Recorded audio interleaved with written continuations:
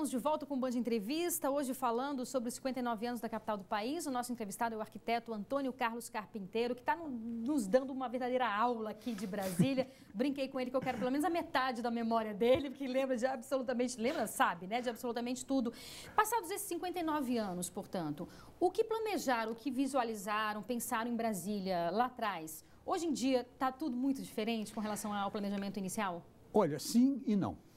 As duas coisas acontecem, porque quando eu falo que o Juscelino fez o golpe de mestre, de reunificar o país que estava cindido pela morte do Getúlio, ele criou a força de vamos construir uma nova capital. Legal. Mudou um pouco o foco, assim, você acha? Sim, mas com isso ele pulou toda uma etapa de planejamento que essa lei de 1953 pedia, que os ministérios fizessem um estudo de suas necessidades de espaço. Ia demorar muito também, Ia demorar muito, ia demorar pelo menos uns 10 anos até começar Brasília. É verdade. E o Juscelino fez a coisa, foi politicamente, está muito claro que foi para promover essa reunificação nacional, essa recriação da força do renascimento do país. Né? Aí ele fez e pulou essa etapa do planejamento. Então, Brasília, a gente fala muito que Brasília foi uma cidade planejada, foi uma cidade projetada, mas não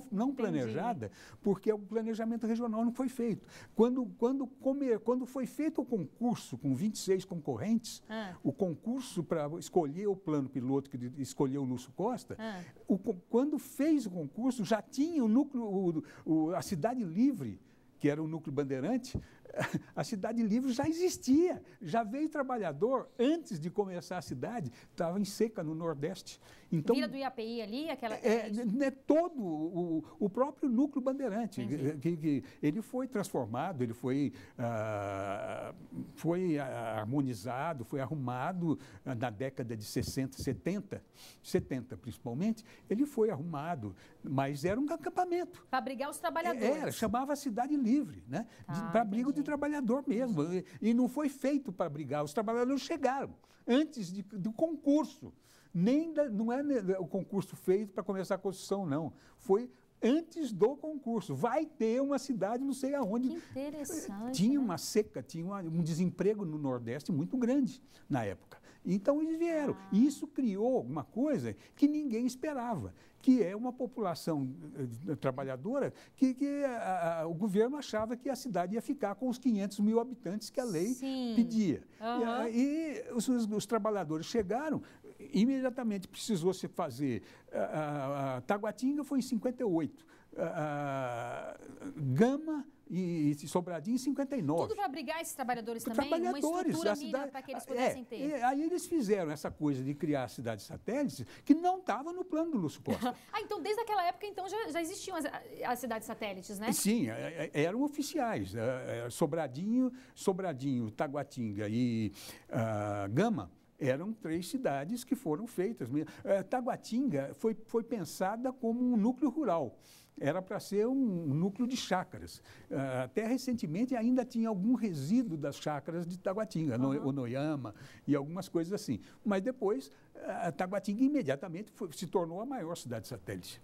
Né? E são bairros de trabalhadores. Da realidade, nunca se estruturou e nunca foi pensado. Verdade. Aí criou essa desigualdade a própria Nova Cap. Desde sempre, então, desde sempre. O Brasil já foi criado com essa desigualdade. E o Israel Pinheiro, ele tinha uma leitura muito de desigualdade, Juscelino não, mas ele, que era o presidente da Nova Cap, ele diz, eu tenho um livro de um juiz daqui de Brasília, que escreveu sobre a história, e ele fala que o Israel Pinheiro declarou numa reunião que Brasília deve ser uma pacata cidade administrativa sem a presença incômoda de estudantes nem operários.